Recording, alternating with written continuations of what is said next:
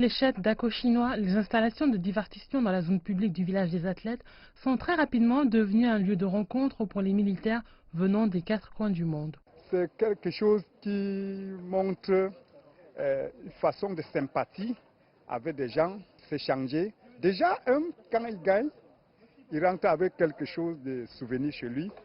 C'est très important. De deux, quand tu es en train de jouer, c'est un peu comme avant compétition. Tu fais un jeu, c'est comme la concurrence. Ça te prépare déjà comme pour chasser toujours le stress. Dans ce village de 8500 m² où sont installées les 109 délégations des Jeux mondiaux militaires de Wuhan, on y trouve une trentaine de résidences, 2 restaurants, une grande salle de sport, mais aussi une scène de spectacle. Durant les 10 jours de compétition, 9 spectacles en soirée seront organisés sur le terrain de sport du village. On a des soirées d'acrobatie, d'orchestre musical, on a aussi l'opéra de Pékin. Donc voilà, c'est très varié et c'est surtout autour de la culture chinoise en fait.